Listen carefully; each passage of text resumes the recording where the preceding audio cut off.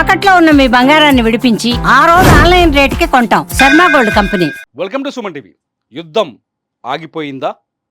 మిమ్మల్ని అడుగుతున్నా, యుద్ధం ఆగిపోయిందా? యుద్ధం ఆగిపోయిందా? మూడోసారి యుద్ధం ఆగిపోలేదు. పాకిస్తాన్ పైన పోరాటం కూడా ఆగిపోలేదు. కేవలం తాత్కాలిక బ్రేక్ మాత్రమే పడింది.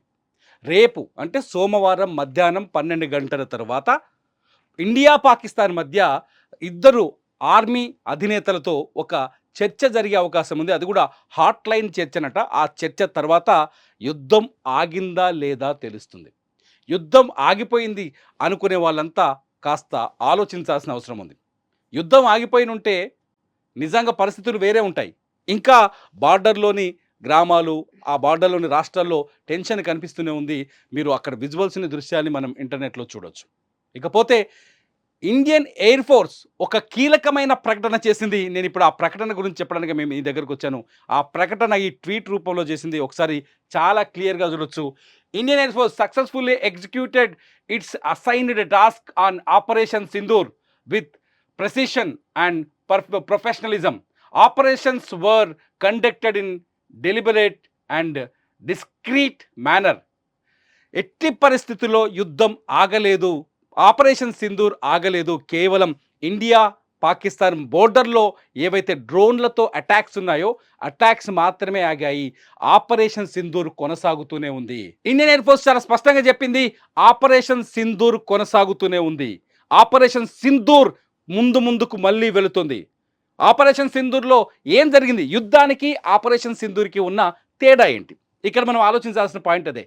యుద్ధం అంటే Pakistan army, Indian army, Pakistan త్రివిధ దళాలు, ఇండియన్ త్రివిధ దళాలు ఒకరిపైన ఒకరు దాడులు చేసుకోవడం, లేకపోతే వీళ్ళపైన వాళ్ళు పట్టు సాధించడానికి, వాళ్ళపైన వీళ్ళు పట్టు సాధించడానికి దాడులకు తెగబడ్డం.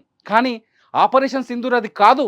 ఆపరేషన్ సింధూర్ కేవలం పాకిస్తాన్లో ఉన్న ఉగ్రవాదుల్ని, వాళ్ళ ఉగ్రవాద స్థావరాల్ని లేపేయటమే ఆపరేషన్ సింధూర్ అసలు లక్ష్యం. ఈ పాయింట్ నోట్ చేసుకోండి. ఆపరేషన్ సింధూర్ ఏంటిది? పాకిస్తాన్ పెంచి పోషిస్తున్న ఉగ్రవాదాన్ని అంతం చేయడం ఆపరేషన్ సింధూర్ లక్ష్యం. మొన్న జరిగింది అదే. ఆపరేషన్ సింధూర్లో భాగంగానే పాకిస్తాన్ సరిహద్దులో, పాకిస్తాన్ భూభాగంలో ఉన్న 4 ప్రాంతాల్లో, అలాగే పిఓకేలో, పాక్ ఆక్రమిత కశ్మీర్లో 5 స్థావరాల్లో ఒకేసారి ఏకకాలంలో దాడులు చేసి 9 ప్రాంతాల్లో 21 ఉగ్రవాద స్థావరాల్ని నేలమట్టం చేసింది Indian air force. Indian air ఫోర్సే కాదు, ఇందులో త్రివిధ దళాలు పాల్గొన్నాయి. అంటే కేవలం ఉగ్ర స్థావరాల్ని లేపేసి పాకిస్తాన్ ఉగ్రవాదాన్ని పెంచి పోషిస్తుందని ప్రపంచానికి చెప్పే ప్రయత్నం చేసింది భారత్ చాలా సంయమనంతో, చాలా శాంతియుతమైన మార్గంలో వ్యూహాత్మకంగా అడుగులు వేస్తోంది. ఎప్పుడైతే భారతదేశం పాకిస్తాన్ భూభాగంలో ఉగ్రవాద స్థావరాలను లేపేసిందో అప్పుడు పాకిస్తాన్ ఆర్మీ కాల్పులు జరపడం మొదలుపెట్టింది. చాలా క్లియర్గా వినండి. పాకిస్తాన్ ఎప్పుడైతే పాకిస్తాన్లో ఉన్న, లేకపోతే పిఓకేలో ఉన్న ఉగ్ర స్థావరాల్ని భారత సైన్యం లేపేసిందో, నేలమట్టం చేసిందో, అప్పుడు పాకిస్తాన్ ఆర్మీ రియాక్ట్ అయింది. అంటే అక్కడ పాకిస్తాన్ ఆర్మీ కానీ, పాకిస్తాన్ ఉగ్రవాదులు కానీ ఒక్కటే రియాక్ట్ అయ్యి సరిహద్దు వెంట, అంతర్జాతీయ బార్డర్ వెంట, లేకపోతే ఎల్ఓసి వెంట కాల్పులు జరపడం మొదలుపెట్టింది. ఈ కాల్పుల్లోనే పూంచ్ సెక్టార్లో, కశ్మీర్లోని పూంచ్ సెక్టార్లో విధ్వంసం జరిగింది. అనేక గ్రామాల్లో ఇళ్ళు నేలగూలిపోయాయి. మా ఆన్లైన్ ఎడిటర్ వీరా చూపిస్తాడు మీకు ఆ విజువల్స్ని. నేలగూలిపోయాయి, చాలా చోట్ల నేలమట్టమయ్యాయి, ధ్వంసమయ్యాయి. ఎప్పుడైతే పూంచ్ సెక్టార్లో కాల్పులతో ధ్వంసమయ్యాయో ఆ ప్రాంతాలు, అప్పుడు పాకిస్తాన్ ఏ క్షణమైనా మన పైన దొంగదాడికి దిగొచ్చనే ఉద్దేశంతో అక్కడ యాంటీ ఎయిర్ డిఫెన్స్ సిస్టమ్ని ఏర్పాటు చేశారు. కాశ్మీర్ నుంచి గుజరాత్ వరకు యాంటీ ఎయిర్ డిఫెన్స్ సిస్టమ్ ఎప్పుడైతే ఏర్పాటు చేశారో అప్పుడే పాకిస్తాన్ డ్రోన్లను పంపించడం. ఈ డ్రోన్లలో కూడా చాలా డ్రామా ఉంది. సగం డ్రోన్లు ఎటువంటి మందు పాత్రలను మోసుకురాలేదు, కొన్ని డ్రోన్లు మందు పాత్రలను మోసుకొచ్చాయి. డ్రోన్లను పంపించి భారత సరిహద్దు వెంట ఉన్న గ్రామాల ప్రజల్ని భయాందోళనకు గురి చేసే ప్రయత్నం చేసింది. ఆ డ్రోన్లను తిప్పికొట్టింది భారత సైన్యం తప్ప యుద్ధం చేయలేదు. అట్ ది సేమ్ టైం వాళ్ళ నుంచి ఎక్కడైతే సరిహద్దుల్లో కాల్పులు జరిగాయో అక్కడ ఎదురు కాల్పులు జరిపింది. ఎక్కడైతే ఎల్ఓసి ఉందో, సీజ్ ఫైర్ ఒప్పందం అమలు కావాలో, ఎక్కడైతే ఎల్ఓసిలో కాల్పులు, భారత సైన్యం పైన కాల్పులు జరిపిందో అవతల పక్క సైన్యానికి బుద్ధి చెప్పడం కోసం కాల్పులు జరిపింది. ఈ కాల్పులకు మాత్రమే విరమణ జరిగింది తప్ప ఆపరేషన్ సింధూర్ ఆగలేదు. ఆపరేషన్ సింధూర్ అసలు లక్ష్యం ఏంటి? ఈ భారతదేశంలో అమాయకులైన మగవాళ్ళని, పురుషుల్ని, ఏదైతే పహల్గామ్లో 26 మంది మగవాళ్ళని, స్త్రీలని, పురుషుల్ని వేడి చేసి భార్యల కళ్ళ ముందే భర్తల్ని చంపేసి వాళ్ళ నుదుట సింధూరాన్ని తొలగించిన ఉగ్రవాదాన్ని అంతం చేయటం ఆపరేషన్ సింధూర్ లక్ష్యం. కాబట్టి ఆపరేషన్ సింధూర్ బతికే ఉంది, లైవ్లో ఉంది, ముందుకెళ్తుందని ఇండియన్ ఎయిర్ ఫోర్స్ ఇవాళ చాలా స్పష్టంగా ట్వీట్ చేసింది కొద్దిసేపటి క్రితమే. సో ఎప్పుడు పోరాటం ఆగినట్టు కాదు.